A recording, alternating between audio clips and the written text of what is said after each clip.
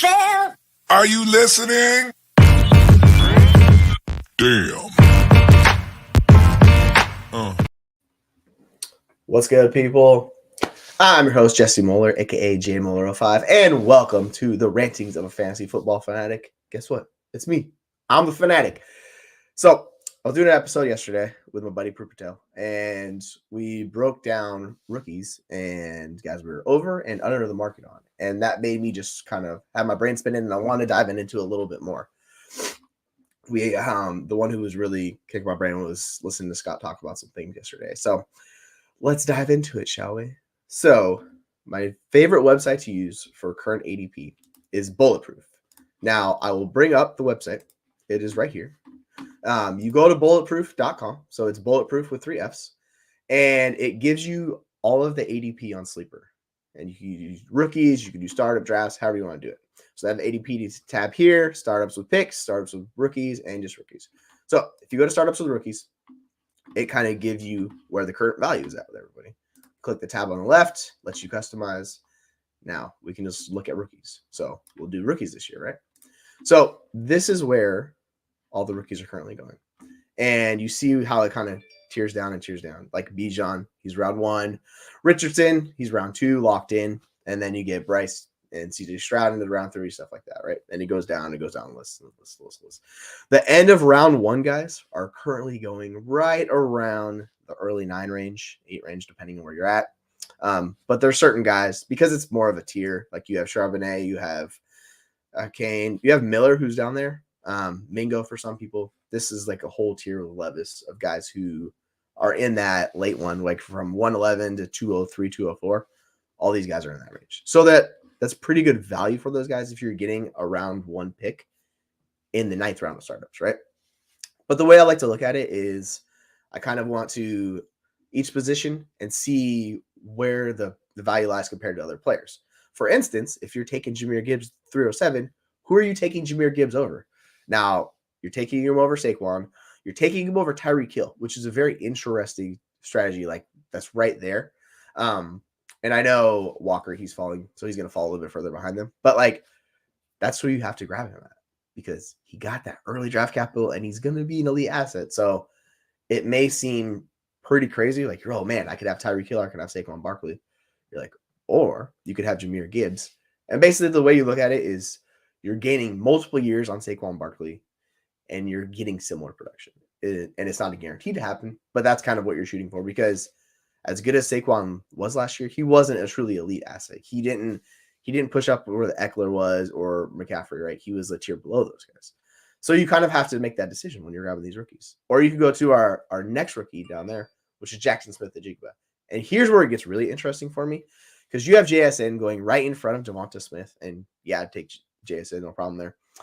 Cooper Kupp, Drake London, and DK Metcalf. Now, depending on how you do your values and how you look at players, the one I struggle with the most is Drake London there because he put up ridiculous numbers. Metcalf's a very good player. He's not a truly elite fantasy asset. Like his target share is never going to be insanely high. He was at like 24% last year.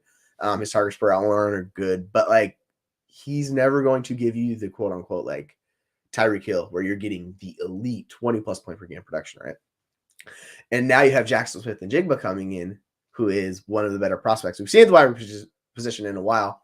So I think that's kind of a fun decision to make. Like, do you take JSN's wide receiver 12 or do you grab DK Metcalf wide receiver 16? For me, I would take London and I would actually take Kupp if I was trying to be competitive. Because if you're playing in a 3-year window, it's really going to be really difficult for either one of them to give you more points than Adams or Kupp. What you're doing is you're playing the value game with those guys where they're going to be significantly worth more money. Like if we fast forward to a year from now, where do you think Cooper Kupp's going to be? Where do you think Devontae Adams is going to be? And where do you think Jackson Smith-Njigba and where do you think Drake London are going to be, right? That's the decision you have to make. What's fascinating is like, I'm not taking him above Mark Andrews. Like Andrews is an elite positional player and I want that guy as a difference maker. The problem with wide receivers is there's so many. Unless you get a truly elite asset, like we're talking Tyreek Hill, or you move up into like the Amon-Ra's. I think Jalen Waddle is like massively overvalued at the 208, the wide receiver 6. Like there's no way I'm paying that price. when you could just get Amon-Ra St. Brown, who we know is like an elite fantasy producer, right? So you can pick and choose how you want to do it, but it's just fun to look at where these values lie. And then we go down to the next like set of wide receivers. We have Quentin Johnston. He's going at the 505, the wide receiver 19. Jordan Addison is going at the 508, the wide receiver 21. Zay Flowers is at the 610, the wide receiver 28. Now, that's a huge gap between Quentin Johnston and Zay Flowers, right? Is Quentin Johnston's landing spot that much better than Zay Flowers? Like, it seems like it, but if you dive into it, I'm not so sure. The difference is Johnston's he's a bigger wide receiver. He's better than Yak at Flowers. Like, he just gives you a different skill set. Like, they're similar in a way is how they both can kind of just take the top off the defense. Johnson in particular, his ADOT was way further downfield. He has the Yak. Flowers can play everywhere. He's just smaller. So he has that Yak ability too. But he had the highest dominator in the class for good reason because he was playing at Boston College, right? So he should have the highest dominator in the class. But if I'm taking Flowers or Jameson Williams, like, I don't want to deal with Jameson Williams. I got to wait 6 weeks. And then we got to find out if he can even produce. Like, he was not very good last year. He's fallen off of a cliff. Like, he's wide receiver 27. And even at those prices, like, I don't want to touch him. What I find fascinating is why the heck is George Pickens going above these guys? That makes no sense. Like, DJ Moore, you know he's a good player. Jerry Jeudy, you have a good idea. He's going to be the wide receiver one this year in Denver as long as he stays there. Deebo Samuel, we know is a good player. So I think it's actually a fun discussion to talk about Deebo Samuel and Jordan Addison. I would take Quentin Johnston, Jordan Addison, all those guys above Michael Pittman. Like, I'm not Michael Pittman with Anthony Richardson. Like, I don't know how well that's going to work out. And Pittman is one of those other guys. Good numbers, but not elite. Like, there was a point last year where I traded CeeDee Lamb, or I traded Pittman straight up for CeeDee Lamb because Lamb was struggling, but his underlying metrics were fantastic, right? So I was like, yeah, I want the better player. And you can see how the values diverge on those two players. So you can, with rookies, they're always going to be quote unquote slightly devalued because there's a mystery box accident with them. Now, a few of these guys, it's a premium price you're already playing. Like, we're about as confident as you can be as anyone in Bijan. Anthony Richardson has the school set, but he's a mystery box. Like, let's be real. He needs to show that he can do it. But with rushing quarterbacks, you're going to get such a high floor. And he doesn't turn the ball over a lot and take sacks. So, like, I know he's risky, but he's realistically, when he plays, he's going to be as safe as a quarterback as you're going to get. It's not the high ceiling. What you're guaranteed to get with Richardson is a high floor. When the passing comes in, that's when you get the high ceiling. And that's how you get these Lamar Jackson type seasons, right? Where they're putting up 26, 27, 28 fantasy points per game. Because it's the rushing, and then you add in the elite passing, and that's where you just get a cheat code. As we move down to below Flowers, we get to Dalton Kincaid. And here's a fascinating one. Kincaid is going a little, like a half a round behind Goddard and a full round plus behind Kittle, which I don't know why. Like, that one's just crazy. Interesting that he's already passed Freiermuth. And Freiermuth was very good last year. Like, if you look at his stats, he put up really good numbers. The points per game wasn't great, but like his metrics were really good. He was pushing for the wide receiver one like position on the team and the target rate and things like that. I know they had Deontay Johnson there, but I fully expected to be Deontay and Freiermuth. I did trade away Freiermuth last week in a trade to get JSN, but I had to do it. I had Travis Kelce, David Njoku, Freiermuth. So it was 1.5 tight end premium league. Excuse me. And Freiermuth was never playing. Like, he was just chilling. So I used him as a boost. So 105 to go get JSN. And it might seem like an overpay, but that's buying into just what I view as elite talent. So I was okay making that move. Now, with these round 9 guys, such as like Levis, Achane, Charbonnet, you got Miller in there, Mingo. It's basically pick your poison. What I find interesting in Charbonnet is he's going ahead of Aaron Jones, James Cook. He's going ahead of James Conner. Like, those are all guys that are going to give you points this year. And Cook's a younger version, but we know Aaron Jones is still good. We know James Conner is going to see volume. He's just got to stay healthy. But he's going to, realistically, James Conner should outproduce everyone in this range. I don't think you can maybe make a close case for Aaron Jones, but like, Conner's going to see volume, and that offense does not have much. So he's a touchdown machine. The guy scores, like, I get it, but He's as cheap as you want. If you're a contender, go get James Conner. Like 10th round startup pick, that's nothing. You're paying a second round pick for him. Just go get him. It's fine. The fun discussion between the running backs here is Kendre Miller, Devon Achane, and Zach Charbonnet. Now, Achane walks into the quote unquote the nuts landing spot, and he has very good like peripheral numbers as a running back. I get it, he's small, but he put up numbers and he was productive. And he walks into a situation where they're not afraid to use smaller running backs. Like we see how McDaniels does that. So I would not be super worried. Yes, Charbonnet did go round 2, but he's playing in Seattle. And we were talking about this yesterday. Like at that cost, I'm not investing in Charbonnet. I would much rather invest in Shane, Miller, or any one of these veteran producers that's going to give me points. Like look at Kamara. Kamara's down into the 10th. So like I'd rather just have Kamara, honestly. But the problem with Kamara is he had 0 trade value because you don't know what's going to happen. So you kind of have to pick and choose where you're going with these guys. But I find this range of players very fascinating because we look fast forward to a year, there's going to be 1 or 2 guys that jump from this tier and move up into that like top 5 startup range, right? When one of them hits. Now, it could be Miller. It could be Achane. I mean, it technically could be Charbonnet if Walker gets injured. And then we get to the wide receivers. And I don't understand why Mims, Rice, and Downs are going so far ahead of Jaden Reed in startup value. Like Reed's going in the 12th round. And guess what? He has a chance to play like week 1. It might be a small role, but that wide receiver core just is not very good. And there's a case for Marvin Mims too. Scott Renner laid it out yesterday very well. That's like that's Denver's guy. So you have the choice between those 2 guys. Mingo, he's walking into like one of the worst wide receiver rooms in the league. And he could legit play if he's good at all, which is basically the question mark because his production just wasn't there. Downs, I want nothing to do with Downs in round 10 startup value. Like he's going to be the slot wide receiver, one of the run heaviest teams in the league. And he has a Russian quarterback on top of it. Like, where's the production coming from Downs? I think he'll be a good player in the league. Like his production profile is great. He's just small and he's going to be stuck in the slot. So he's going to have to be really good for his value to increase. I think he's going to hover in this range, but I would much rather pivot off Downs to any of these guys in this range, unfortunately. Like, give me Desmond Ritter, just anyone here. I'll take one of these tight ends. I'll even take Stafford, throw a flyer. Oh, yeah, Mike Evans. I take Bateman. I really don't want. I think Josh Downs is massively overvalued right now. People are more betting on the talent and not factoring in the situation. It's a great spot he's going into. I saw someone was talking about they took him to 110 in rookie drafts, and I was just like, why? You're just burning capital at that point. But as we start getting down past round 10, it starts getting really questionable, guys. Roschon Johnson, he has a shot to significantly gain value because this is what you're looking for with these 11, 12, 13 guys. Anybody that you can see value and just spiking up. So keep that in mind when you're doing startup drafts. Like, who of these guys is going to just significantly rise in value? It could be Musgrave. Musgrave could leapfrog Laporta, and he could join like the round 9 with Mayer.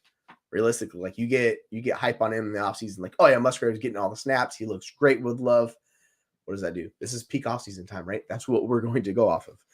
So, for instance, if you're doing a Musgrave or a Brown, why the whole case with Brown is going to be later in the year. He's going to need an injury to get on the field, and then he's going to have to prove it. So be careful. Like, I get it with these value. Like, in rookie drafts, it's a little easier because they're cheaper. But in startups, just like Tajay Spears, Tank Bigsby. Tank Bigsby's good running back. Grab him. Like ETN, he's walking straight into the backup role right behind ETN. Guess what? If he gets an injury, that value skyrockets. So it's just fun to look at these guys and see where they're valued and see if they're overvalued or undervalued. Like we have Chig Okonkwo down here in the 12th round. Like, would you rather take Jalen Hyatt or Chig Okonkwo? Like, I'm taking Chig Okonkwo. Like, I'm chasing that tight end. Or maybe you want Cortland Sutton. So use these values. Yeah, I want no part. Hendon Hooker, this is a problem with Superflex drafts. Like, you start chasing quarterbacks if you don't have a QB3. This is where it falls off. Like Stafford, it really is the Latin Jimmy G, the last real starters that you can get into, right? So you're like, well, I guess I'll take a shot on Hooker. And it's like, no, dude, he's a 3rd round QB with no guarantee to play. And for instance, the Lions even said, like, yeah, it's going to be a long time before he sees the field. So just at least go get Sam Howell because he has a shot to play this year. Like, I'm not going to, or you can just trade that pick. Like, there are certain guys that stand out to me as really bad values. Hooker's one of them. I don't want to pay that price. That was absolutely not at all. At least Hyatt, you can talk yourself into him being like on the field and playing early. And if he's good, like he can earn a significant role because the Giants wide receiver core is just a bunch of just small dudes running around and a lot of injury guys too. So there's not a lot that's going to prevent Hyatt if he's good. So that's kind of what you want to chase as for real. Like I'd rather have Hyatt than Downs, like no question about it, just because I don't see a world where Downs makes an impact. It's just not in the cards, if you ask me. Or if you wanted, I really don't want Rashee Rice right there, but at least he plays for Kansas City. And if he gets a value boost where they're like, Rashee Rice looks great, and then all you used to do is, we saw this on Twitter last week where he had a catch from Mahomes and run, and everybody was like, Rashee Rice to the moon, and you're thinking it was just a catch. But use these, particularly these startup board values, to your advantage. You could go down further, and at this point, it's completely just dart throws. What I like about this is this data is presented by Adiko, who is on Twitter. It's at Adiko_FF, who scrapes all the data from all the sleeper drafts. So this is actual drafts that people are participating in. This is not keep trade cut where you're just clicking values and things like that. These are actual values. And you can use the trades too. These are all the trades in all the sleeper drafts. So it's actually useful information that you can do. So I just want to kind of bring this up to everyone's attention. I think these are fascinating to look at and how they stack up with your tiers. For me, like Kendric's jumping Charbonnet. I'm flipping Charbonnet with Kendrick. Like those are how those abilities. I just like, as much as I like Charbonnet, I don't like the situation where it's at. Whereas like Kendrick can make an impact year one, a significant impact. I know some people don't think he's going to, like Jamal Williams. Like Jamal Williams is not special. Jamal Williams is very much a locker room guy. He's great, but like he's not that good of a running back anymore. Whereas like Devin Achane, it's like, hello, Miami, landing spot, really good running back, really good production profile. And he's got the killer speed element, which they love. I was making the case for Devin Achane. I got him at 110, and I was like, yeah, smash it, accept that all day. Like, why not, I guess was a better case. Because at that point, the 110 is kind of the cutoff where you're like, who do I take? Yeah, Devin Achane. That's where I want. And in the 9th round, I'm happy to pay that price. I'd rather pay that than Devin Cook at 810, or I don't want Dalvin Cook at 810. Like, you don't know what's going to happen. Cook may outproduce Achane. Like, that would not surprise me, but he's going to get cut. We don't know where he's going to end up. It would be hilarious if he ended up in Miami.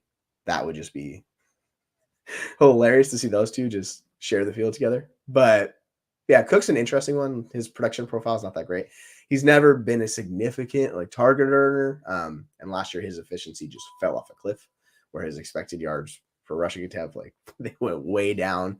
Yeah, it may be the end of times for Cook. He's still going to be on the field earning work. Like this is the thing with Ezekiel Elliott, Leonard Fournette, Kareem Hunt. These guys are not super efficient anymore, but they're good enough to earn work. So if you're that worried about it, yeah, you can do it. But why not just get Aaron Jones, who's still efficient? That's the thing. Like Jones is still a good running back, and he's getting the volume. So just go get Aaron Jones. Yeah. So that's kind of what I wanted to touch base on. Use these particular values, and then kind of create a picture with the values. You're like, what's the case for Will Levis to gain value? Well, the Titans suck. About week 5, they benched Tannehill because it's just not going well. Will Levis steps in. He's playing, right? And that's an immediate spike in value. You can do this with a lot of these guys. Where other guys where it gets a bit harder, where if it's, say, if you don't believe in Hendon Hooker or Tajay Spears, like what's the case for Tajay Spears this year? The team basically, Henry needs to get hurt or they need to trade Derrick Henry because he's not taking work from Derrick Henry, right? He may complement Henry and he might be like not even really the 1A. Like he'd be like the 1B to Henry just because Tennessee significantly lacks weapons, but they're really not going to take rushing attempts away for Henry to give to Spears. So how does he find his way onto the field? And that's where you kind of have to shift your brain to more redraft mindset. Because while we play Dynasty in 3-year windows, quote unquote, these Dynasty values fluctuate week to week. And that's what you're trying to do to take advantage once you get into the second round with these guys. You're trying to find ways where you can either ride out the value and enjoy the new production and value they have, or flip them for vets that are lacking. Like realistically, you're really close into the DeAndre Hopkins, Deontay Johnson range. It won't take much for someone like Will Levis to gain value over those guys, Michael Mayer. or even Jonathan Mingo, Kendra Miller, just based on where they're at. So if you want to, you draft them, and then if you don't like the guy, you can always flip them. There's I know we always say this, but someone in your league will want one of these rookie players, right? So keep that in mind and just go from there. But this is kind of just what I wanted to break down today. I hope you guys enjoyed it. As we move on, I wanted to really just get into more redraft mindset as we're starting to solidify projections. Who's going to be the RB2 on each team? Like, it'll be fun to watch as training camp rolls along, who steps up and which guys gain value. So just keep that in mind and enjoy it. But that was my quick little breakdown. I just wanted to get that off the chest, see where we're going from here, and just talk about a little bit more rookies. So anyways, I hope you guys take care, and we'll talk a little bit later on this week. See ya. Have you ever felt? Are you listening?